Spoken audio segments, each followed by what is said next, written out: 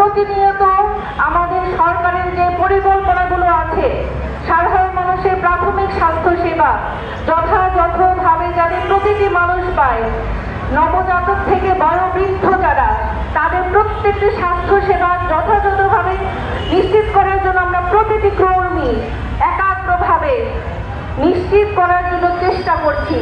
এই নিশ্চিত করার জন্য আমাদের সবার পরিশ্রম, সবার একাগ্রতা এবং সবার যে কর্মচাঞ্চল্য এবং কর্মস্পৃহা, আমাদের সরকার যেন অবশ্যই আমাদের এই মূল্যায়ন করে। তারা হলে আমাদের কর্মস্পৃহা যেমন দমে যাবে, ঠিক তেমনি আমাদের নাগরিকদের প্রতি আমাদের যে দায়িত্ববোধ, সেটার আমরা মূল্যায়নটা কোথায় পাই। এবং 1998 সাল থেকে 2025-এর 30শে জুন পর্যন্ত যে প্রকল্পটি টোটাল বাংলাদেশ সিটি কর্পোরেশন এবং 21টি পৌরসভায় চলমান ছিল।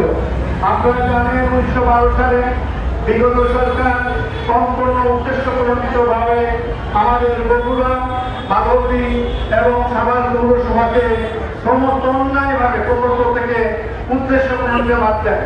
তারপর থেকে 98 সাল থেকে আমাদের যাত্রা শুরু করেছিলাম। 98 বছরের যে শিশু আজকে 28 বছরের যুবকে পরিণত হয়েছে, তার অনেক সাফল্য আছে। বাংলাদেশকে আমরা পোলিও মুক্ত করেছি, আমরা কোভিডের টিকা দিয়েছি, আমরা হামরুবেলার টিকা দিচ্ছি। আমরা আমাদের একটা বক্তব্যই পৌঁছাতে চাই, হেলথের যত সেক্টর আছে সব সেক্টরের হাত হয়ে আমরা আমাদের প্রধানমন্ত্রী তারেক রহমান স্যারের আজকে আরো সুদীর করতে চাই। আমরা চাই আপনাদের সাথে কাজ করতে, আমাদেরকে কাজ করার ধৈর্য সহকারে রাস্তায় আছি। আগামী দিনে আমাদেরকে কঠোর করতে বাধ্য করবেন না।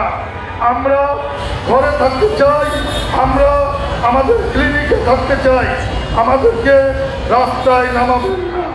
আমাদের এই প্রকল্পের সাথে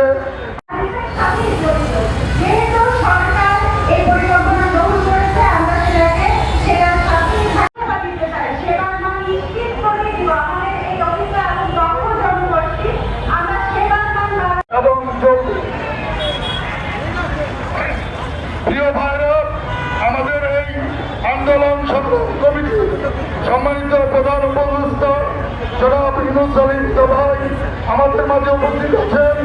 আমি সেন্ট্রাল কমিটির সম্মানিত সদস্যদেরকে আমাদের সামনে আসার জন্য